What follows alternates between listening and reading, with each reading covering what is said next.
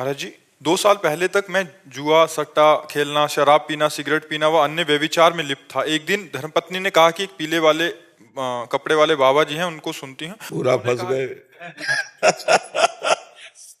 सब पीला बंद करवा के ये पीला शुरू कर, राधा राधा। उन्होंने कहा कि माँ बाप से अलग रहना पाप है, उनकी सेवा ही सब कुछ है। ऐसा कुछ वीडियो देखा, उस पे कुछ विचार के बाद सब छोड़ के हम माता पिता के पास घर आ गए। आपकी आज्ञा अनुसार छवि रूप में श्री जी विराजमान की और मैंने जुआ, शराब, मांस सब छूट गया महाराज जी। पर मैं एक सिगरेट नहीं छोड़ पा रहा महाराज जी। कितनी पीते हो? किसका है? कितनी पीते हो? महाराज जी 10 दिन में एक पे आ गया। 10 दिन में एक पे आ गए। अपने आप घृणा हो जाए आपको, अपने आप छोड़। महाराज जी वो सेवा करता हूँ तो मेरे को पाखंड लगता है कि वो एक तरफ वो कर रहा हूँ और एक तरफ वो। अब आ गए हो लाइन पे, जब मन घृणा कर जाए तो बस मत पीना। ऐसे आपको घृणा हो जाएगी, यार मैं गंदा काम करता हूँ, भगवान की भी पूजा करता हूँ। अपने आप ठीक हो जाओगे। पूजा नहीं छोड़ना, वो अपने आप छूट जाएगा। ठीक है, वो अपने आप छूट जाएगा। आपको इतनी घृणा होगी कि अगली बार आप खुद कहोगे कि मैं छोड़ चुका हूं। आप तो बहुत छोड़ चुके। जब बहुत सी गंदी बातें छोड़कर अब कहते हो 10 दिन में एक सिगरेट, ऐसा बोला ना? हाँ हाँ, बिल्कुल नहीं, ठीक हो जाओगे, बिल्कुल बिल्कुल छोड़ दो। हाँ, बहुत अच्छे हो और धन्यवाद है। आप अपना जीवन सुधार रहे हो, आप सुखी रहो, आप स्वस्थ रहो, आप इसी जन्म में भगवान की तरफ बढ़ो, यही हमारी लालसा है। महाराज जी जो अभी तक कर्म बन गए हैं वो कभी ये जो कर्म कर रहे हो ना, नाम जप, ये सब भस्म कर देगा। ये सब भगवान के नाम में अपार सामर्थ्य है। नाम संकीर्तनम यस्य सर्व पाप प्रणाशनम, सारे पापों का नाश कर देगा। पर ये तभी लागू होता है जब अबलो नशानी अब ना नशे हो, आज तक किया अब नहीं करूंगा, तो नाम पीछे सफाया कर देगा। और जो अब भी करते जाते हैं तो फिर प्लस होता जाता है, फिर सफाया नहीं होता। अब लो नशानी अब ना नशे हो, आज तक किया अब नहीं करूंगा, अब नाम सफाया कर देगा पीछे के पापों का, वो तुम्हें नहीं भोगना पड़ेगा। ठीक है, नाम जप करो। नीलम जी गुरुग्राम से। राधे राधे महाराज जी, आपके चरणों में कोटि कोटि प्रणाम।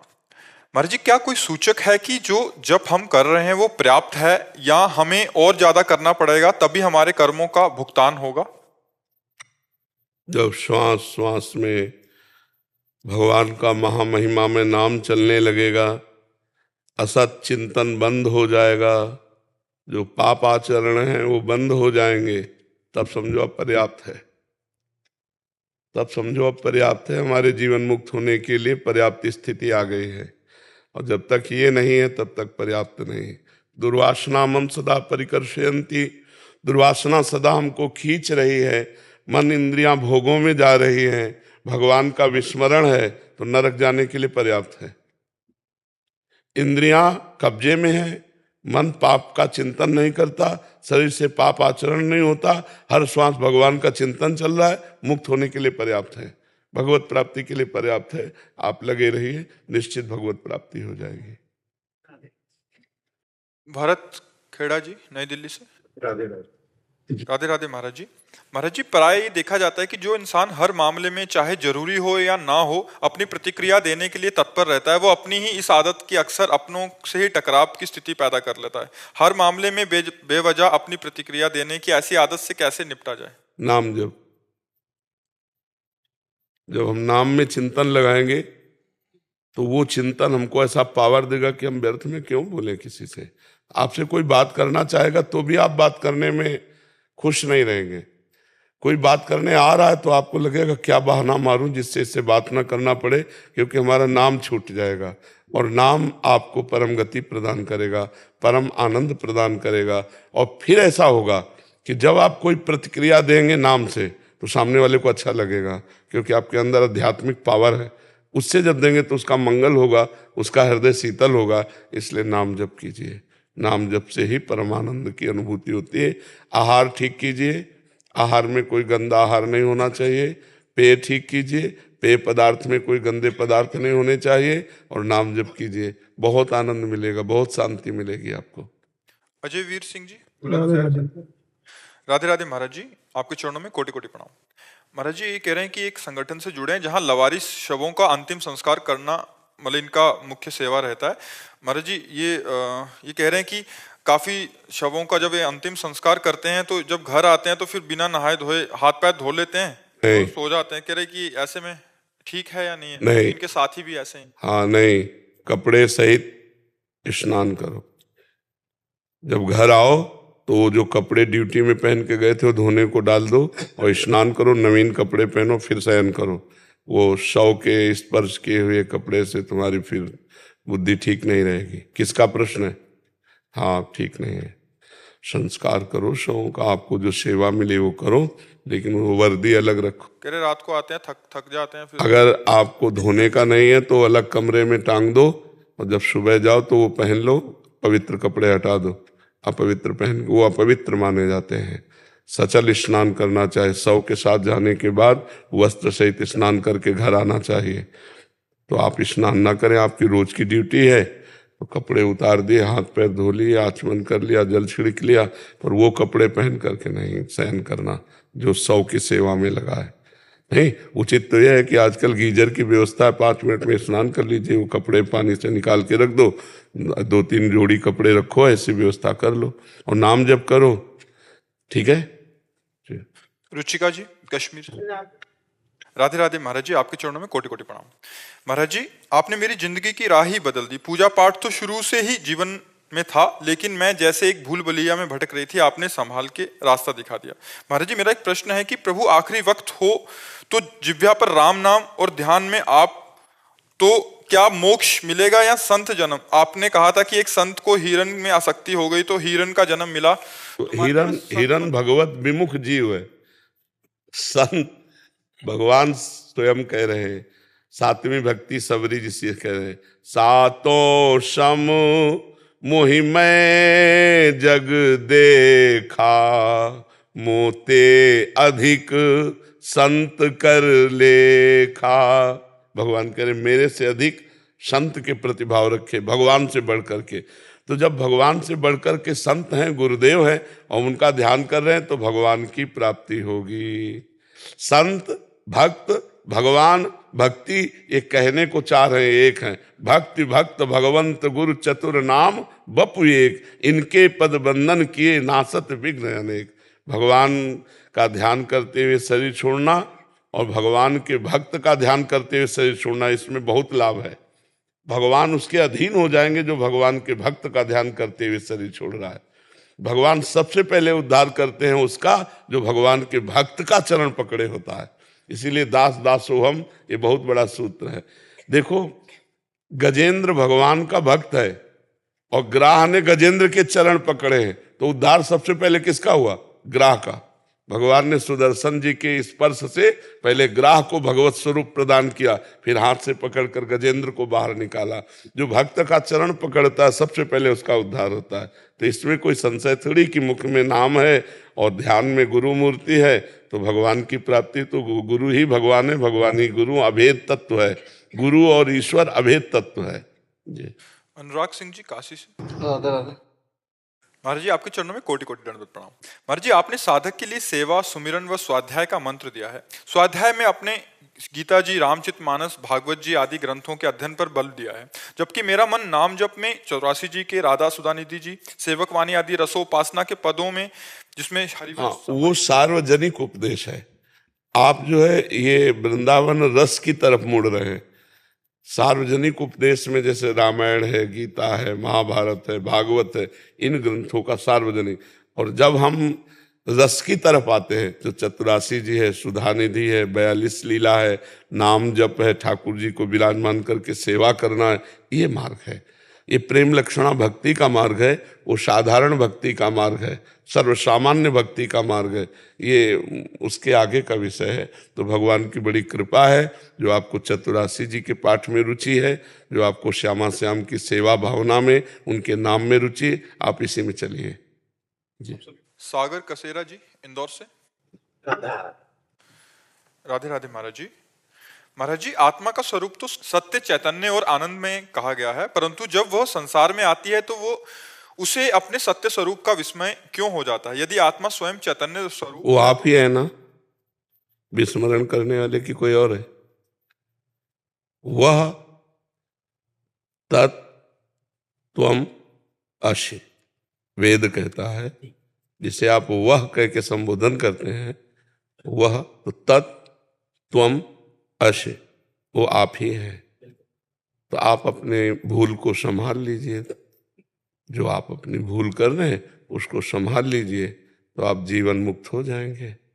आपको ही जीवन मुक्त होना है, आप ही बंधन हो।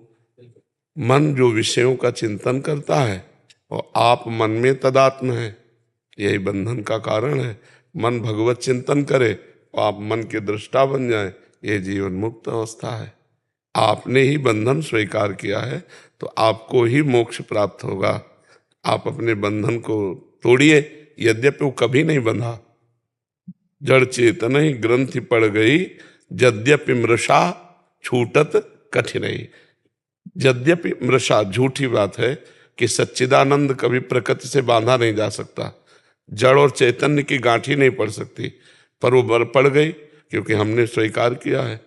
तो अब छूटत कठिनाई, अब छूटने में बड़ी कठिनता लग रही क्योंकि हमने अपने को पुरुष मान लिया, मनुष्य मान लिया और मन और इंद्रियों के द्वारा भोगों को भोगने लगे। तो अब अपने चैतन्य घन स्वरूप को भूल गए।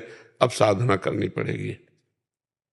साधना से अंतःकरण पवित्र होगा, बुद्धि शुद्ध होगी, तब फिर स्मृति जागृत होगी।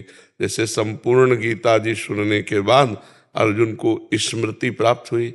नष्टो मोहा स्मृतिर्लब्ध्वा त्वत्प्रसादान मयाच्युतः। हे अच्युत, आपके कृपा प्रसाद से मोह का नाश हो गया और स्मृति जागृत हो गई। ये स्मृति जो विस्मृति के गर्त में चली गई, अब साधना के द्वारा उसे उठाना पड़ेगा। वो जहाँ जागृत होगी तो अपने आप आ जाएगा, हम ब्रह्मास्मि, मैं ब्रह्म हूँ, खत्म हो जाएगा। तो इसे हमने भूल की है, हम ही को मिटाना है इस भूल को। और सुंदर, मैं एक छोटी सी चीज कहना चाहता हूँ। जैसे जीवन तो मुक्तानंद के लिए है, लेकिन हम संबंधों से जुड़े हैं, तो संबंध में भी मायाकृत संबंध है क्या? स्वप्न में आप एक बादशाह बने, लाखों करोड़ों की प्रजा हुई, रानी हुई, महल हुए,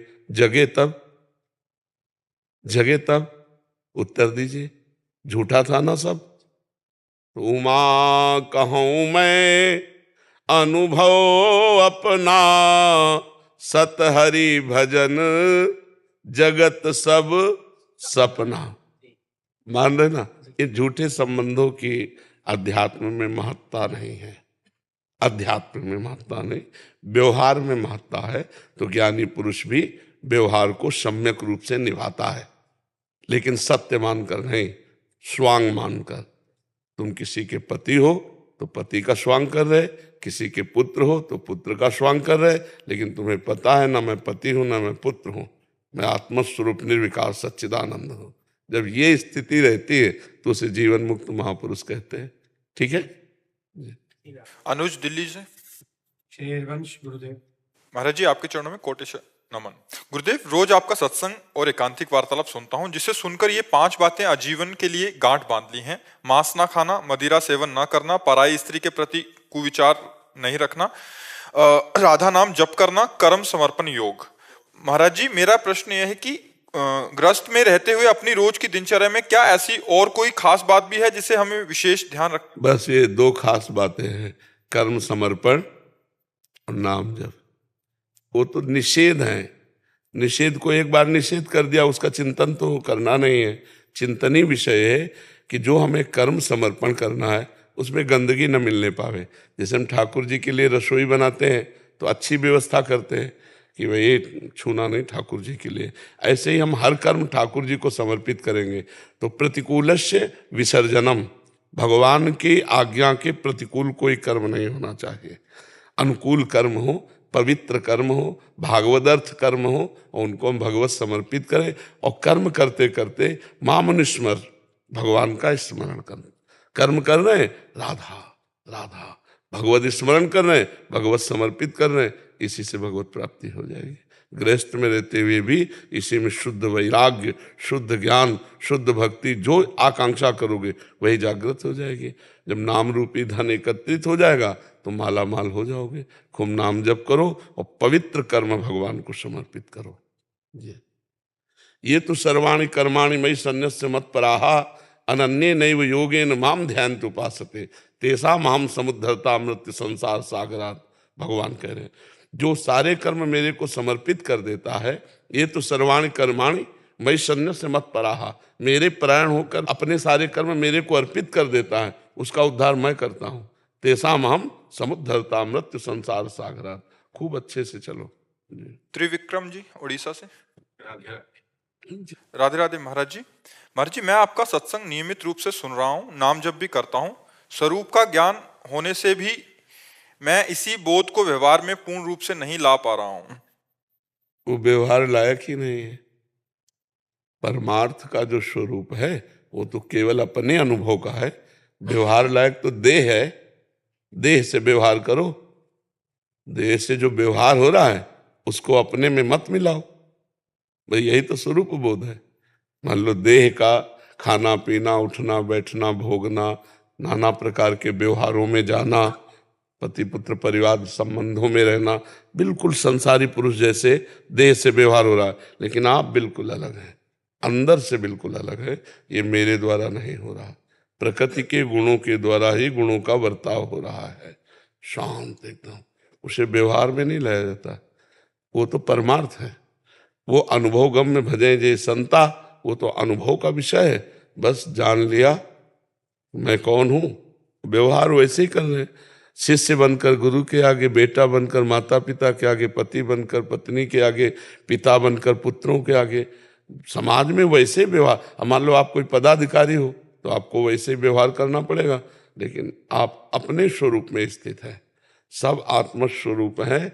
ज्ञानी ऐसे व्यवहार करता है जैसे अपने शरीर में हम सब प्रियता का व्यवहार करते हैं और भेद का भी व्यवहार करते हैं।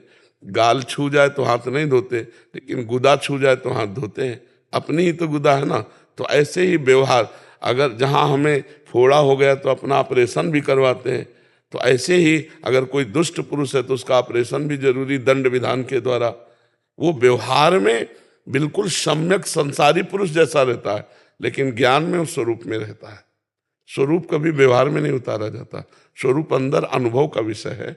हमने जान, जैसे 4 घंटे के लिए कोई राजा रानी बने पैसा के लिए नाटक में, तो उसको प्रतिपल याद रहता है मैं रानी नहीं हूं, मैं अमुक हूं।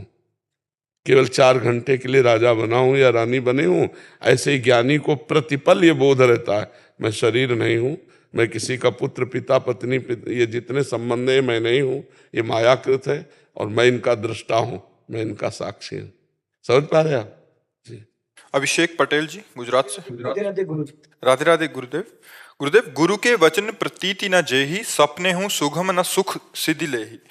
गुरु जी, आप इष्ट देवता की अधीनता की बात करते हैं, पर जब गुरु का चिंतन इष्ट से भी ज्यादा बढ़ने लगे, नहीं, गुरु सिखाता क्या है? इष्ट की अधीनता। बस आप अगर गुरु के वचनों में लगोगे तो पहुंचोगे कहाँ? इष्ट की अधीनता में तो पहुंचोगे। वही तो बात है। पर मंदिर जाते हैं तो इष्ट से ज्यादा गुरु का चिंतन होने लगता है महाराज जी। बहुत सुंदर बात है। हरि गुरु कोई अलग थोड़ी है। ध्यान मूलम गुरु मूर्ति, पूजा मूलम गुरु पदम, मंत्र मूलम गुरु वाक्यम, मोक्ष मूलम गुरु कृपा। तो गुरु और हरि में जो भेद रखता है वही तो अज्ञानी है। बंदों गुरुपद कंज, कृपा सिंधु नर रूप हरि। साक्षात हरि ही गुरु के रूप में विराजमान है। साक्षात आत्मा ही गुरु के रूप में विराजमान है। आत्मा त्वम गिरजामति सहचराहा प्राणाहा शरीरम गृहम। इस शरीर रूपी घर में आत्मा रूप त्वम, गुरुदेव कहो चाहे इष्ट कहो, वही विराजमान है। हृदय में भी गुरुदेव, अखंड मंडलाकारम व्याप्तमेन चराचरम। गुरुदेव प्रगट में भी गुरुदेव और इष्ट रूप में भी गुरुदेव। इष्टाकार करो तो चराचर जगत रूप में इष्ट, गुरुदेव रूप में इष्ट, सब रूप में इष्ट। अगर हम गुरुदेवाकार करें तो ऐसे और इष्टाकार करें तो ऐसे, दो है ही नहीं। गुरु गोविंद न भेद कराई, संतत सकल सुनो चित लाई। गुरु गोविंद में कभी भेद थोड़ी होता है। समझ गए आप? ऋषिकेश अग्रवाल जी। राधे राधे गुरु। महाराज जी, मैं वर्तमान में लंदन में अध्ययन कर रहा हूँ। महाराज जी, मैं कर्म के चक्र को गहराई से समझना चाहता हूँ। यदि हमारे जीवन पूर्ण कर्मों का परिणाम है तो क्या हम अपने वर्तमान कर्मों से इसलिए बदल सकते हैं? कर्म बंधन से मुक्ति कैसे संभव है और हम अपने जीवन में को कर्म और सच्चे कर्म के मार्ग पर 3 कर्म है। संचित कर्म जो बहुत जन्मों का स्टॉक, उसे संचित कर्म शास्त्रीय भाषा में कहते हैं। उस संचित कर्म से 100 वर्ष के लिए एक शरीर का प्रारब्ध निकाला गया, उसे प्रारब्ध कहते हैं। जो निकाला गया संचित कर्म से, उसका कुछ शुभ और कुछ अशुभ दोनों से मिश्रित मानव देह का निर्माण होता है। केवल शुभ कर्म से देव देह का निर्माण होता है, केवल अशुभ कर्म से यातना देह का निर्माण होता है नरक में। और जो हमारा मनुष्य देह है ये शुभ अशुभ दोनों से बना है। तो कुछ शुभ हमारे ही स्टॉक से, कुछ अशुभ उसको मिश्रित किया गया, तभी दुख सुखमय मनुष्य देह है, उसे कहते हैं प्रारब्ध कर्म। अब जो हमारा प्रारब्ध कर्म से निर्मित शरीर है, अब इससे जो हम नया कर्म करते हैं उसे कहते हैं क्रियमाण। क्रियमाण। अब अगर शुभ और अशुभ कर्म ही हुए तो पुनः गोदाम में जमा हो जाएंगे और पूरे जीवन शुभ अशुभ कर्म होगा, फिर नया जन्म होगा, फिर शुभ अशुभ कर्म होगा। यदि हमने भजन किया, ब्रह्म ज्ञान प्राप्त किया या भक्ति की, भजन किया, अध्यात्म किया, तो ये संचित को भस्म कर देगा, गोदाम को भस्म कर देगा। क्रियमाण जो हो रहा है ये निष्फल कर देगा, प्रारब्ध को भोगने की सामर्थ्य देगा और मुक्त हो गए। तीनों कर्म नष्ट हो गए, संचित भी, क्रियमाण भी और भोग के प्रारब्ध भी क्षय हो गया और आप भगवान को प्राप्त हो गया। समझ पा रहे हो जी? गायत्री बॉडकी जी, राधे राधे महाराज जी। महाराज जी, मेरा प्रश्न है कि सांसारिक जीवन में जैसे जैसे जिम्मेदारियां कम होती जाती हैं तो आध्यात्मिक सेवा में आगे बढ़ना चाहती हूँ, लेकिन अपने जीवन में कुछ रिश्ते नाते ऐसे होते हैं कि आध्यात्मिक सेवा में बाधा बनते हैं। तो ऐसे में कैसे आगे बढ़ा जाए कि रिश्ता भी बना रहे और सेवा भी नियमित? अंदर से कनेक्शन हटाओ। नाता एक राम जी से दूजा नाता छोड़ दे, आशा एक राम जी से दूजी आशा छोड़। हमारा नाते नेह राम के मनियत सुहद सुसेव्य जहां लो, अंजन कहाँ आँख जे फूटे बहुतक कहाँ लो। हमारा वो संबंध जो भगवान से विमुख कर दे वो हमें छोड़ देना चाहिए। अंदर से, बाहर से वैसे व्यवहार करना चाहिए। अंदर से संबंध, जननी जनक बंधु सुतदारा, तन धन धाम सुहृद परिवारा, सबकी ममता ताग बटोरी, मम पद मनहि बांध बर डोरी। भगवान के चरणों में एक संबंध, और बाहरी व्यवहार वैसे करता रहे। स्वांग करना है, बाहरी नाटक करना है, अंदर का प्रेम भगवान से रखो, इसी का नाम भक्ति है। अब ऐसा तो नहीं हो सकता कि सबसे संबंध तोड़कर कहीं एकांत में जाके बैठ जाए, ऐसा नहीं, ये बात ठीक नहीं। सबसे संबंध जो हम किए हैं वो भगवत भाव में कर ले, सब में भगवान को देखें, सांसारिक संबंध हटा दें, अभी आनंद आ जाएगा। तो बाधा तभी है जब हमारी पर्सनल आसक्ति है।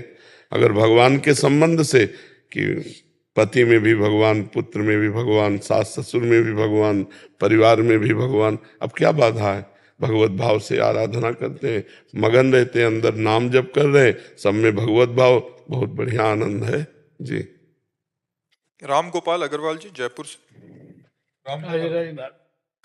राधे राधे महाराज जी। महाराज जी, मैं अपने गांव में एक बहुत पुराना मंदिर है उसका जीर्णोद्धार करना चाहता हूं, तो मूर्तियां वही रहेंगी या बदल सकते हैं? उस मूर्तियां अभी खंडित नहीं है। उन्हें मूर्तियां नहीं बदली जाती। खंडित होती तो विचार किया जा सकता था, जब खंडित नहीं तो विचार की नहीं। मंदिर नया निर्माण कर दो, मूर्ति वही विराजमान रखो। मनीषा मिश्रा जी, महाराष्ट्र से। श्री हरिवंश महाराज जी। महाराज जी, आपकी शरणागत होने की ठसक हमेशा मन में बनी रहती है। उसी के सहारे धाम में प्रत्यक्ष वास न होते हुए भी मन को समझा लेती हूँ, पर रसिकों के संग का अभाव होने से कभी कभी आपके शासन में होने के बाद भी मन इधर उधर भागता है। मैं अपनी प्रकृति की जांच कैसे करूं? कैसे पता चले कि मैं सही चल रही हूँ? नहीं, मन भागे तो कोई परेशानी नहीं, तन न भागे उसके पीछे तो बढ़िया रहेगा। और हमारी उन्नति हो रही, इसकी पहचान सुमिरन से है। हमारा नाम जब कम हो रहा है तो हमारा घाटा हो रहा है, अभी मार्ग में दोष है। हमारा नाम जब अधिक बढ़ता चला जा रहा है, रोज का रोज हमारी भक्ति बढ़ रही, तो हमारा मार्ग ठीक है। ये खुद परिचय देखो, अपनी आत्मा से परिचय लो कि आपका मार्ग सही है कि गलत है। जो गलत आचरण वो छूटते जा रहे हैं, जो अच्छे आचरण वो आते जा रहे हैं, जो भजन है वो बढ़ता जा रहा है, बढ़िया उन्नति हो रही है। भजन कम होता जा रहा है, गंदी बातों में मन जा रहा है, हमारा पतन हो रहा है, ये देखना है। आयुष जी, गोवर्धन से। जय गिरिराज। जय जय गिरिराज।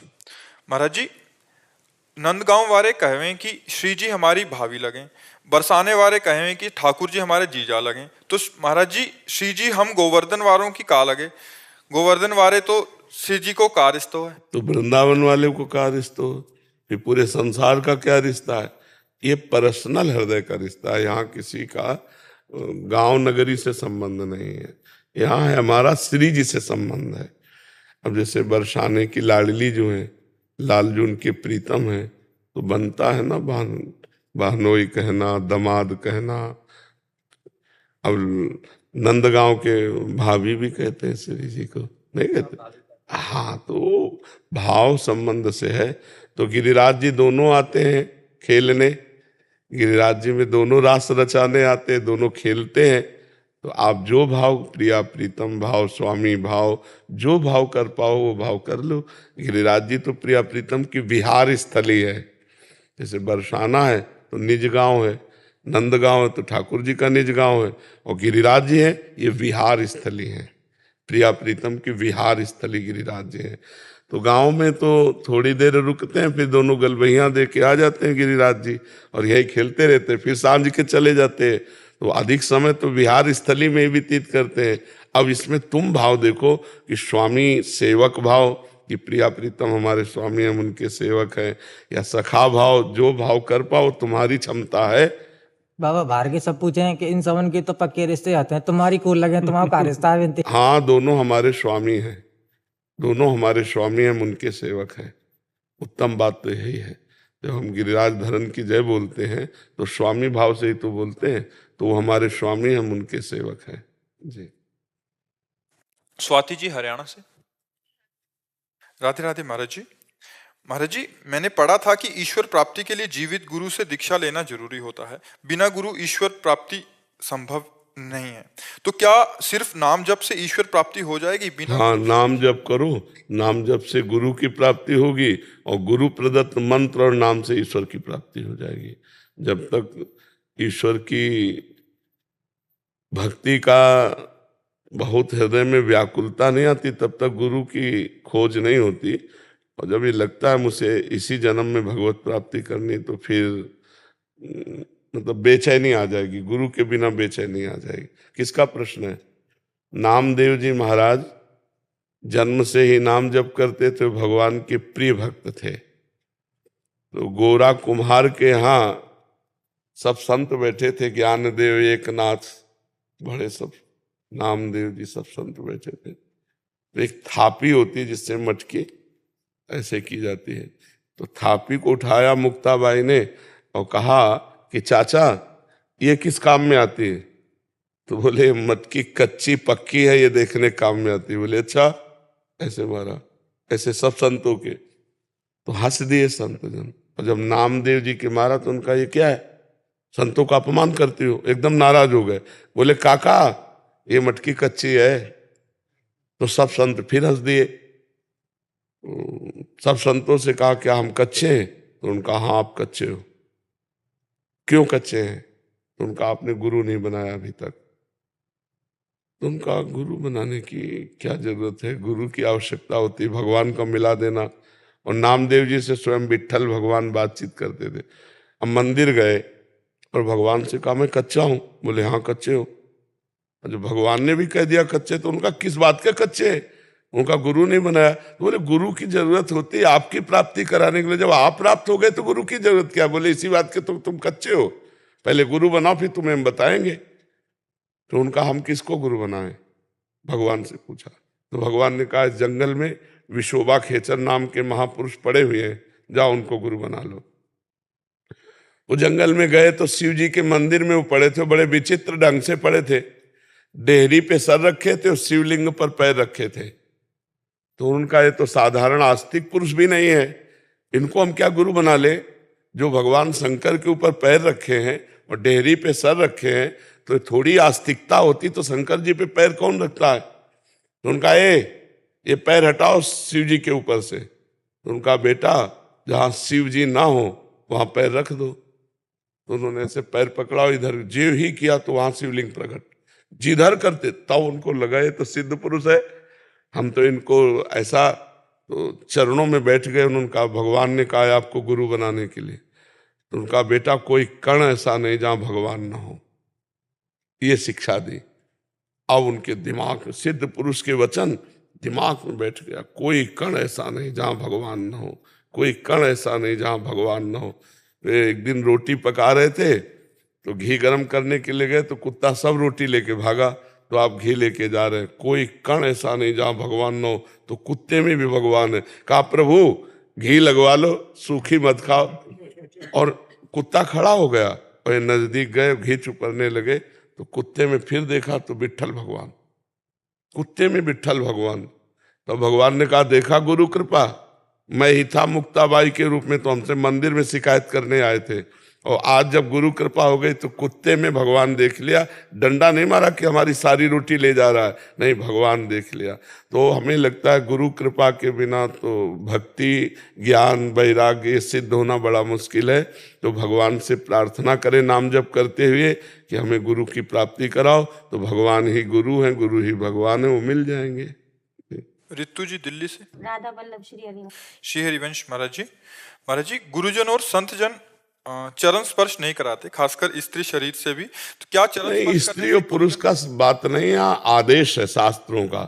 सम्मानम कल्याति घोर गर्णम नीचापमानम सुधा, श्री राधा मुरलीधरो भज सके वृंदावन मात्यज। सम्मान को घोर विष के समान समझे, पैर पुजवाना अपना, ये उसी को अच्छा लगेगा जो देह अपने को मानता है। बात मानो, भजन करो तो तुम्हारा कल्याण हो जाएगा। पैर छूने से क्या हो?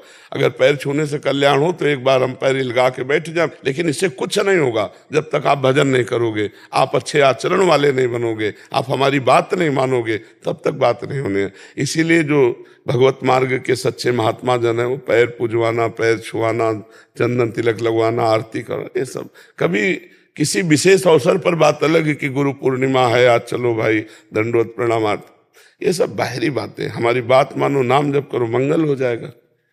महाराज जी भजन तो शीघ्र नहीं होता ना। क्वेश्चन ये था कि अगर पैर छूते हैं तो जैसे भजन क्षीण हो जाए, या हमारा भजन कोई ऐसे रखा है क्या कि तुम पैर छू के ले जाओगे? किसी के पैर छूने से बैंक बैलेंस का ट्रांसफर हो जाता है क्या अपने आप, जब तक वो ट्रांसफर नहीं करेगा?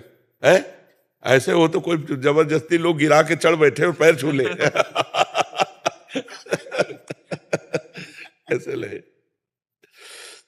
जब आप हमारी आज्ञा का पालन किए और आपको देखा कि बहुत तरह से विपरीतता आने पर भी आप डिगी नहीं, आप हमारी आज्ञा का पालन कर, हृदय शीतल हुआ, अब ट्रांसफर हो गया, अब ट्रांसफर हो गया। भजन में बैठे हैं, बात याद आ गई कि यार इतना इसको सताया, इतना इसको कष्ट दिया गया और ये अपने धर्म से नहीं हिला, अब ट्रांसफर हो गया। ऐसे नहीं कि पैर छू के ट्रांसफर करवा लो, कुछ दे देंगे जी। देखो इसमें कई बातें होती हैं। जैसे हम हर समय पवित्र रहते हैं, शरीर पवित्र, वस्त्र पवित्र। अब आप कितना पवित्रता का निर्वाह करते हैं? लघु शंका जाके कितना पवित्र होते हैं, शौच जाके कितना पवित्र होते हैं। आप हमें छू लिए तो बराबर हो गया ना। अब हमारे भजन में विक्षेप पहुंचेगा ना, ये पहली बात। दूसरी बात, शास्त्रों की आज्ञा है, ये सब नहीं कराना चाहिए। सभी मानप्रद, आप अमानी, मान रहित होकर के रहना चाहिए। तीसरी बात, परमाणु है, आप किस विचार वाले हैं, कैसा चिंतन करते हैं, कितना भजन करते हैं। आप छुएंगे तो वो परमाणु हमारे अंदर आएंगे। तो इसलिए जी परमाणुओं का भी फर्क पड़ता है, बहुत बड़ा फर्क पड़ता है, तुरंत फर्क पड़ता है। जिस कपड़े में हम बैठते हैं उस कपड़े में बैठ के देखो तुम्हारा चिंतन क्या होता है, और उसी कपड़े में, एक कपड़े में जाओ गृहस्थी लोग भोग करते हैं, उस कपड़े में बैठ के देखो तुम्हारा चिंतन क्या होता है। अपने अपने स्थान का प्रभाव होता है। तो इसीलिए दूरी बना के रखी जाती है कि छुओ मत, आप अपने भजन में लगो, हमारी बात मानो, आपका अपना कल्याण होगा, हमको भी भजन करने दो। तो ये जो भजनानंदी संत जन है वो प्रायः नहीं छूते और न छूने देते हैं, क्योंकि दूरी बना के रखो, आप अपना भजन करो, हम अपना भजन करें, हमारी बात मानो, तुम्हारा भी मंगल हो, हमारा भी मंगल हो।